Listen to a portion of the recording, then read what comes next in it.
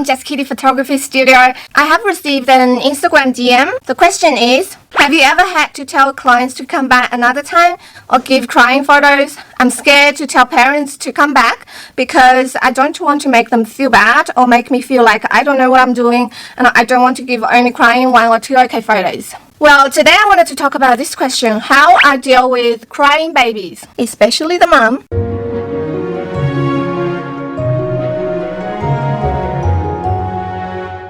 So first of all, let's find out what the problem might be to cause baby to cry for your photo shoot. Is she hungry, or is she tired, or maybe afraid of strangers? Depending the age range, between 3 months to 6 months, generally they don't develop a stranger anxiety yet. However, it's hard to say during the pandemic. The baby has never seen any strangers outside of their family.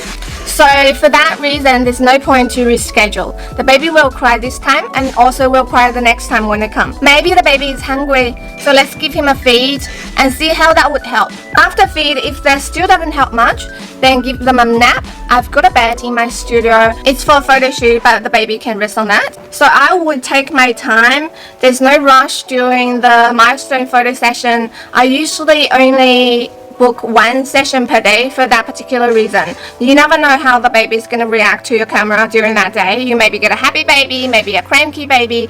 So take your time. If the baby needs a nap, give them what they want. I have about 30% of the babies need a nap in the studio, and after the nap, the baby will be smiling for your photo.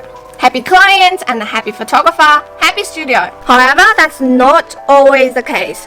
The baby I shoot the last time, unfortunately cried throughout the session. Even though he had an hour and a half napping in my studio, he still cried.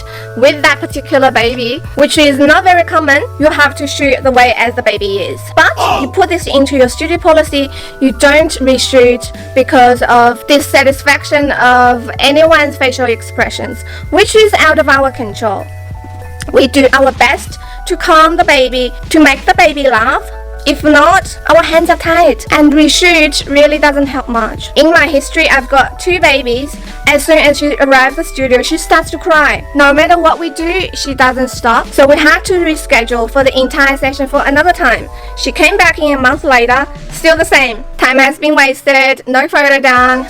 Parents were disappointed, not to us, but nothing that we can do, so they didn't get their photos at all. But that's extremely rare, considering the percentage, maybe less than 1%. You may get a few smiling photos, you may not. It's just the reality, and that's your baby. Whether you want to keep the memory the way as it is, or those fake smiling photos. To me, I don't mind at all. Kids will grow. Smiling photo is good, but those crying photos are also precious too. It's part of the life journey, isn't it? So photographers, be confident. Lead your photo shoot. Don't let your client know that you don't know what you're doing. Do your best. Shoot the baby who they are. Those moms of your clients, they trust you, they came to you, they will respect you. But you need to make that point clear before the photo shoot starts, so they won't be misled by your photos.